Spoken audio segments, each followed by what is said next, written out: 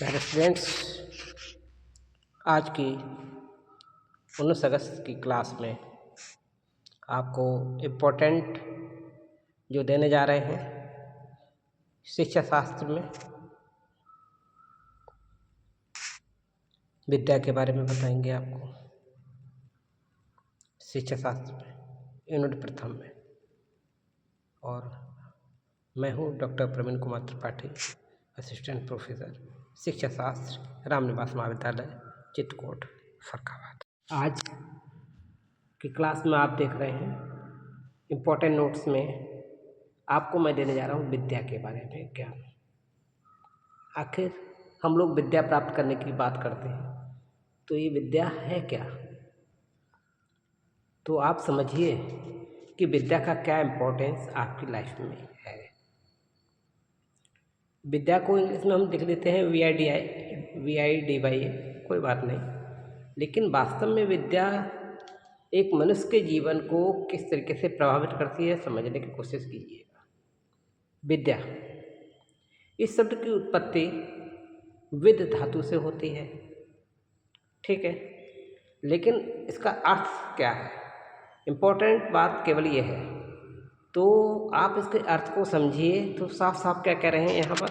जानना, समझना, सीखना।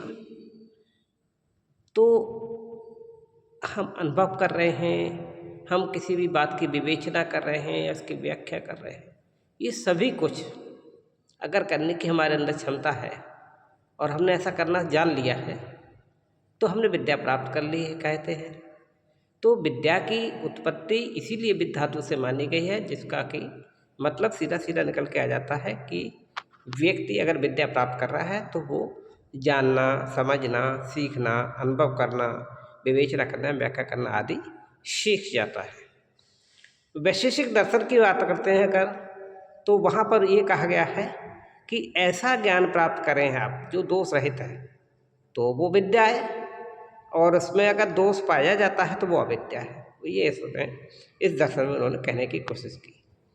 इसी क्रम में मुंडकोपनिषद के द्वारा भी एक बात कही गई विद्या के संबंध में, बताया गया इसके दो भेद हो सकते हैं। पहला पराविद्या, दूसरा अपराविद्या।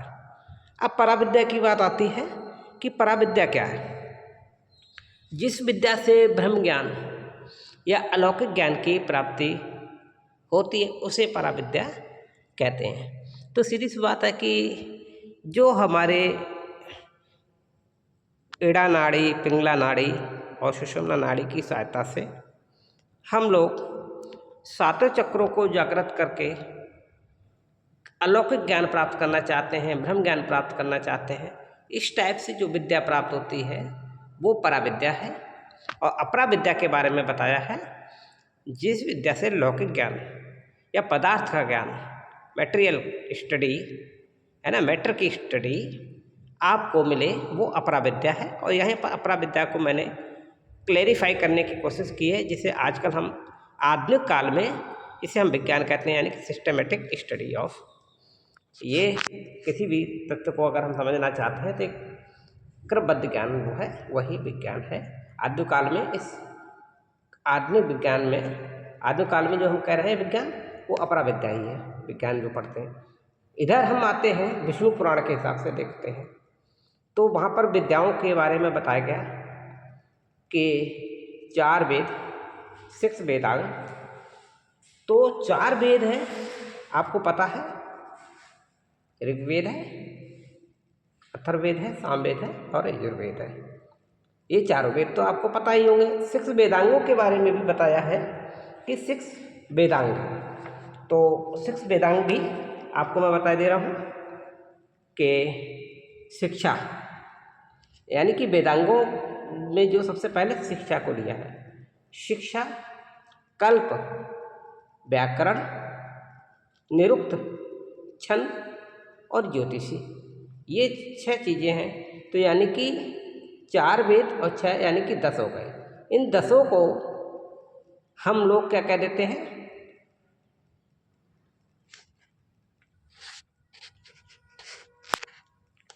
और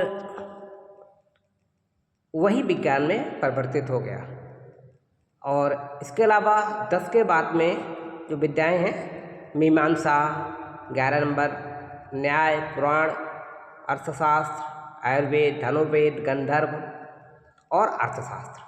इस तरीके से विद्या का पूछा जा सकता है कि विद्या क्या है या विद्या से या किसके भेद कितने हैं, तो इस पर क्वेश्चन घुमा करके पूछने की कोशिश थोड़ी बहुत हो सकती है, लिखित पेपर होगा तो इस बात को आपको समझ लीजिए और अधिगम कर लीजिए।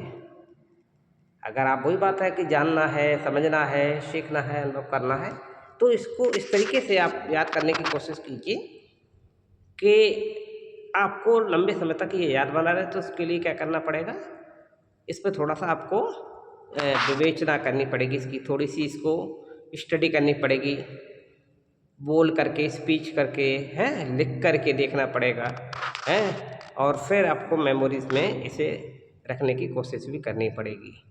तो कोशिश कीजिए और आगे के नोट्स के लिए बने रहें डॉक्टर त्रिपाठी सर के साथ।